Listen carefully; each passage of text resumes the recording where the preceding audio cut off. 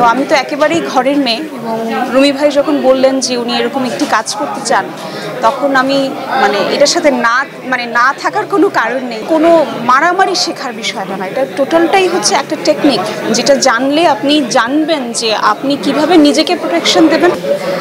নারী আসলে একজন শিল্পী হিসেবে তো আমরা অনেক কাজই করি, কিন্তু ব্যক্তিগতভাবে আমি সেই কাজগুলোর সাথেই থাকতে চাই যেগুলোতে আমার আত্মার একটু শান্তি হয়, এবং আমি আমার রেসপন্সিবিলিটি টুয়ার্ডস সোসাইটি যে একটা উদাহরণ সৃষ্টি করতে চাই, সেটার জন্যই নারীটা আরও জোরালোভাবে আমি করতে চেয়েছি। এবং সেটার পেছনে অবশ্যই এডওয়ার্ড কমব্যাট জিমের যারা রয়েছেন, রুমি ভাই, বাবু ভাই, তারা আমাকে ভীষণভাবে ইন্সপায়ার করেছেন।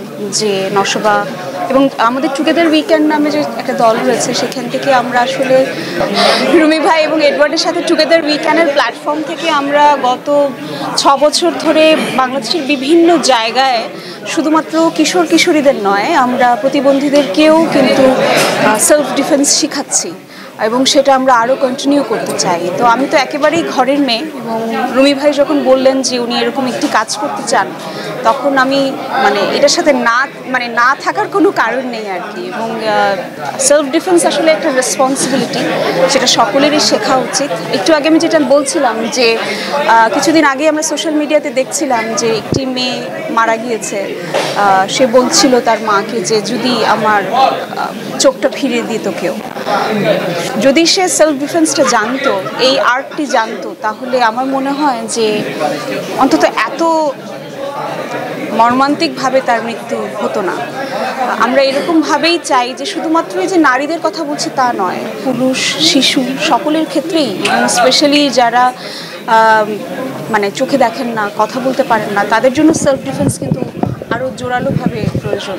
এবং সেক্ষেত্রেই ট্যাকটিক্যাল কার্ভমার্কের সাথে আমি আছি ব্যক্তিগতভাবে, এবং আমার দল টুগেদার উইকেন্ড আছে। আমাদের অনেক স্বপ্ন যে আমরা সেলফ ডিফেন্সটাকে এমন জায়গায় নিয়ে যাব যাতে মানুষ এটাকে এটা না আসলে কোনো মারামারি শেখার বিষয়টা না, এটা টোটালটাই হচ্ছে একটা টেকনিক, যেটা জানলে আপনি জানবেন যে আপনি কিভাবে নিজেকে প্রোটেকশন দেবেন, পাশের মানুষটাকে প্রোটেকশন দেবেন।